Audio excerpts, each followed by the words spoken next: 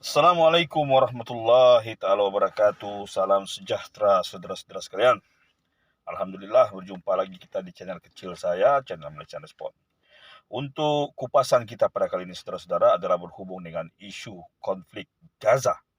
Tetapi bukan yang berlaku di Gaza saudara-saudara ya, tetapi rentetan yang berlaku di hujung sebelah timur di rantau kita di Nusantara. Oke saudara-saudara, kita sedia maklum beberapa usaha dan daya sedang kita gerakkan di bahagian timur ini untuk menunjukkan solidariti kita terhadap perjuangan saudara-saudara kita yang berada di bumi Palestin.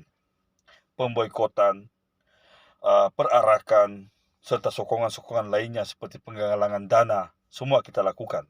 Oke?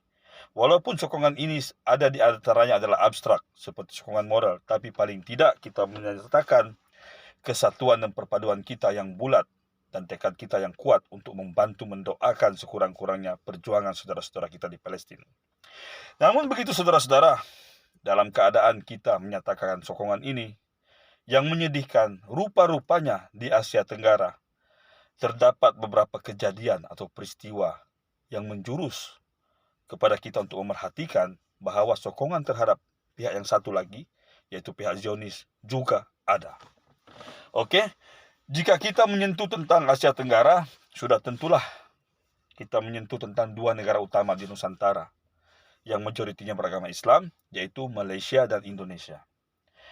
Kedua negara ini sangat penting dalam dunia Islam, saudara-saudara. Signifikasinya terlalu kuat. Indonesia sangat simpel. Negara yang merupakan negara majoriti umat Islam teramai di dunia. Sedangkan Malaysia pula adalah negara contoh Islam progresif terbaik di dunia. Kedua negara ini menjadi teraju utama dalam pertumbuhan Islam antara bangsa atau OIC.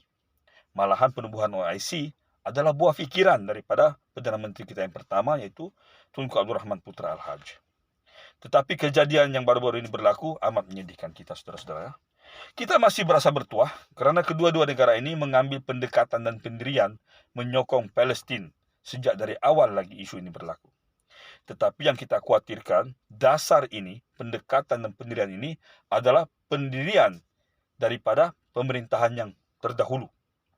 Contoh di Malaysia, mungkin ini adalah idea asal daripada parti-parti yang memerintah terdahulu. Begitu juga di Indonesia. Malangnya sekarang ini saudara-saudara, kedua-dua negara ditadbir oleh parti yang menyatakan pendirian yang sama, tetapi melakukan hal yang sebaliknya. Contoh, di Indonesia sekarang diperintah oleh PDIP atau Parti Demokratik Indonesia Perjuangan yang sangat-sangat cenderung kepada aliran sekuler. Dan di Malaysia tidak kurang juga apabila Parti Keadilan Rakyat yang sekarang ini menjadi teraju utama dalam kerajaan perpaduan juga merupakan parti yang menjadi anggota Liberal International. Oke, jadi kita tolak tepi yang itu saudara untuk memudahkan kita memahami konteks yang berlaku. Saya pendekkan dan saya pecahkan kepada dua bahagian, Malaysia dan Indonesia. Kita mulakan dengan Malaysia dahulu saudara.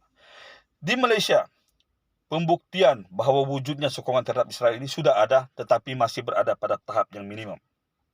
Oke, kejadian nyata baru ada satu yang berlaku di Terengganu, sudah dihukum apabila seorang pengusaha bengkel mengibarkan bendera Israel di bengkel beliau. Oke, tetapi hal yang kedua adalah tentang sokongan di sosial media. Komen-komen, status-status yang dibuat di Facebook, Instagram, serta saluran-saluran sosmed lainnya. Ini sangat-sangat mendukacitakan dan membimbangkan kita. Kerana efek kejadian di bengkel tadi mungkin orangnya limpas di situ saja. Tetapi untuk impact komen serta status di media sosial mungkin ramai yang melihatnya. Dan dari situlah bibit-bibit sokongan yang lain akan ikut. Karena apa saudara-saudara? Kejadian yang nyata di Terengganu dihukum. Tetapi kejadian yang berlaku di sosial media jarang-jarang diambil tindakan. Malah mungkin tidak diambil tindakan. Contoh di Sabah, ada seorang pemilik akaun media sosial bernama Rowen Pejuang.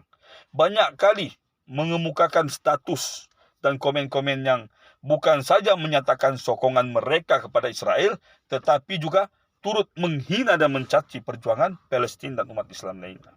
Tetapi belum ada tindakan.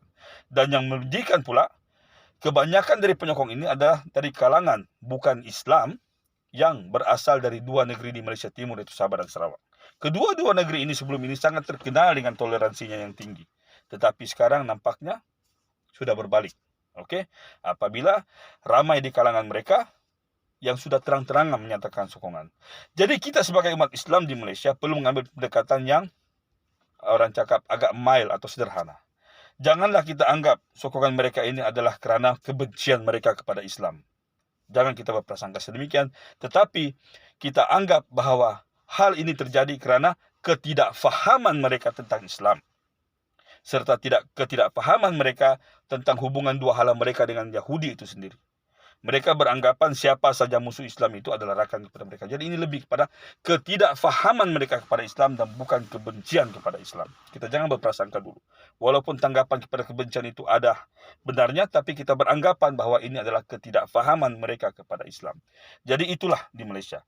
Tindakan kita sebagai orang Islam di Malaysia adalah menganggap ini ketidakfahaman kepada Islam, dan kepada pihak berkuasa kita harap kurangkanlah sekularisme dan liberalisme itu. Ambillah tindakan sebelum benda ini merebak.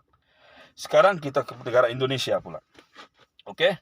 Di Indonesia tidak seperti di Malaysia. Di Malaysia ianya membabitkan orang perseorangan. Tidak ada kelompok tertentu, tidak ada persatuan tertentu, tidak ada komuniti tertentu. Tetapi di Indonesia sudah terang-terangan. Kejadian yang berlaku di baru-baru ini di Bitung di Sulawesi Utara, ya. Walaupun kita faham provinsi-provinsi di utara Sulawesi seperti Sulawesi Utara dan Gorontalo ini mayoritasnya adalah daripada suku Minahasa dan Gorontalo yang beragama Kristen. Tetapi kita faham Indonesia secara keseluruhannya adalah negara mayoritas umat Islam. Jadi dasar saling menghormati itu harus ada. Sekarang ini saudara-saudara, yang jadi isu adalah kewujudan elemen Yahudi atau Zionisme. Di Sulawesi Utara, Minahasa Utara ya, sudah ada menorah atau pohon ranting Yahudi yang terbesar di dunia. Ini agak ironis. Ini ironis saudara-saudara, karena meskipun Indonesia mengamalkan kebebasan beragama, tetapi ada 6 agama yang diiktiraf dan tidak ada di antara pengiktirafan ini mengiktiraf Yahudi. Jadi kewujudan menorah tanpa diambil tindakan ini adalah satu tanda tanya kepada kita. Kemudian baru-baru ini kejadian di Bitung di Sulawesi Utara itu apabila Laskar Manguni. Laskar Manguni ini bertindak atas satu kejadian apabila 2 perarakan dijalankan serentak. Kita akui perarakan Laskar Manguni ini diberikan izin oleh pihak berkuasa. Oke, kita tidak tahu pula tentang perarakan yang pro-Palestin. Tetapi yang menjadi tanda tanya kita adalah selain membawa senjata tajam, mereka juga membawa bendera Israel. Nah, ini yang kita persoalkan. Kenapa harus bawa bendera Israel? Kalau mereka mau menjaga ketertiban beragama di Indonesia, maka cukup mereka datang dan berbincang dengan perarakan pro-Palestin. Itu pun kalau perarakan pro-Palestin mengganggu. Kalau tidak, maka biarkan saja. Jadi nampak kewujudan sudah ada. Jadi apabila ada kesimpulan seperti ini, saudara-saudara, ada kejadian seperti ini, satu kesimpulan yang kita boleh renungkan adalah, adakah pergerakan yang berkelompok di Indonesia ini didalangi atau didanai oleh pihak tertentu? Jawabannya ada. Kenapa saya berkata ada? Karena sudah terbukti. Baru-baru ini, apabila kita imbas kembali kes Ponpes atau Pondok Pesantren Az-Zaitun di Indramayu, Jawa Barat, apabila pengetua Ponpes berkenaan, yaitu Panji Gumilang, tidak diambil tindakan. Tidak diambil tindakan. Kenapa? Mereka takut kepada pendana Ponpes berkenaan. Kenapa saya katakan ada dana daripada Freemason, NID atau sebagainya? Karena kalau kita lihat ledger atau buku kira-kira pondok pesantren berkenaan, tidak mungkin mereka boleh mendirikan bangunan pesantren yang megah, siap lengkap dengan stadium dan dewan yang megah-megah, dengan hanya mengharapkan yuran pelajar. Melainkan mereka didanai secara langsung oleh National Endowment of Democracy Israel yang beribu pejabat di Singapura. Jadi nampak tak bahawa benda ini sudah ada?